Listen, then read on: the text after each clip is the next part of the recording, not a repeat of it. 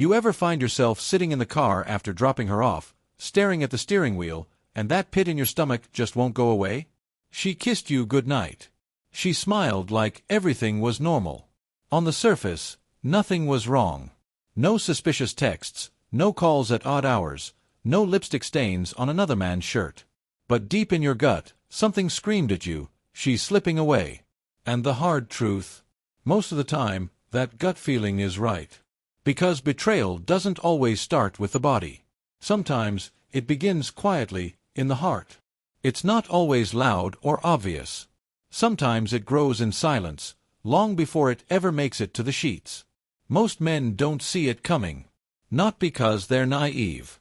Not because they're weak. But because men, by nature, often believe in loyalty more deeply than the person they hand it to. They give their heart fully, while the one holding it is already scanning for the next option. If you've ever been that man, the one who gave everything to a woman who secretly kept the door cracked open, what I'm about to share will feel like déjà vu. Because the truth is, there are patterns. Certain types of women are more likely to cheat than others. This isn't about hate. This isn't about bitterness. It's about clarity.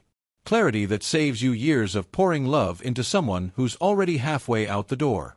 So let's talk about the 5 types of women most likely to betray your loyalty, and how to recognize them before you find yourself picking up the broken pieces of your trust. 1. The chameleon. She becomes whoever you want her to be, until she doesn't. At first, it feels like a dream. You mention you value loyalty, and she swears she does too. You talk about philosophy, and suddenly she's quoting Nietzsche. You hit the gym, and she's in leggings when you come over, talking about fitness goals. She mirrors your hobbies, your values, your ambitions, even your taste in music. And you tell yourself, finally, someone who gets me. But here's the hard reality. She isn't building with you. She's blending with you. Her loyalty isn't to the relationship, it's to survival. She adapts to the strongest presence in the room. And when your strength falters, when life hits you sideways and you're not as centered, she won't be there to lift you. She'll simply find someone else to mirror. When she cheats, she won't even feel guilty. She'll rationalize it with lines like, "We grew apart," or "I found an emotional connection elsewhere." The truth. She didn't lose you, she just became someone else's reflection. You can't build something real with a person who doesn't know who they are. 2. The eternal flirt. For her, validation is oxygen. She knows the effect she has the second she walks into a room. It's in the way her eyes linger too long, in the subtle tilt of her voice when she speaks to the bartender, in the way she laughs just a little too hard at a stranger's joke. You tell yourself, she's just friendly. But deep down, you feel it, she needs the attention. At first, it's not cheating. At first, it's just energy. But when attention becomes addiction, betrayal becomes inevitable. She won't even see it as betrayal. She'll call it chemistry, connection, or something that just happened. You'll catch her texting old flames, entertaining DMs, or saying things like, "If I ever cheated, you'd never know." That's not a joke.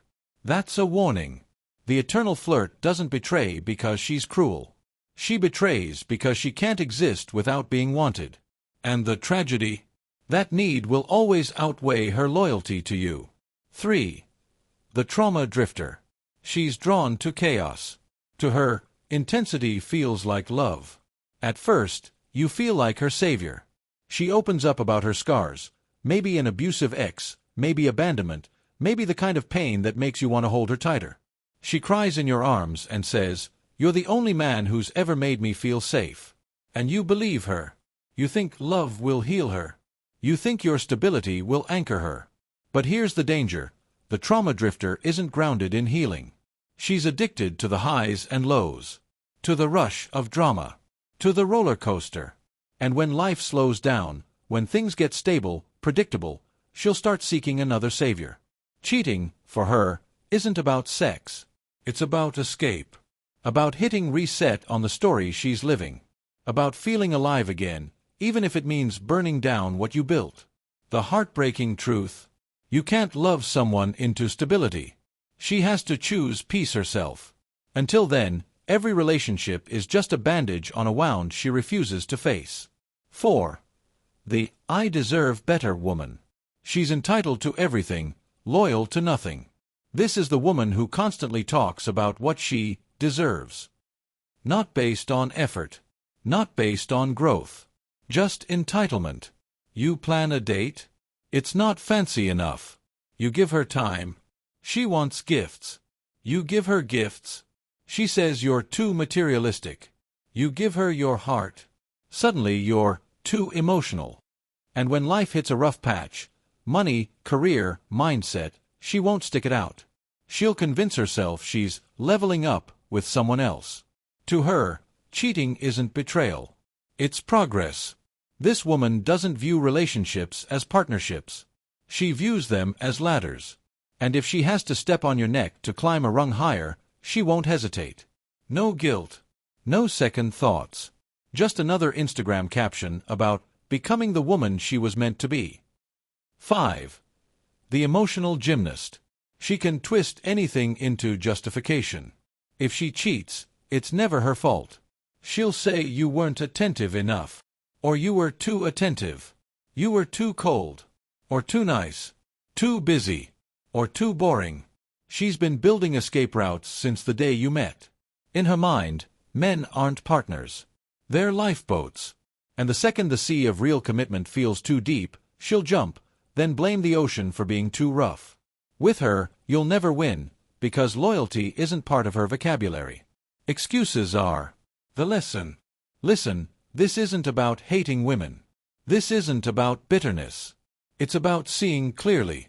When you know your worth, you stop chasing loyalty in people who don't even value their own word. You stop bleeding for people who would never bandage you. You stop trying to fix what was never yours to fix.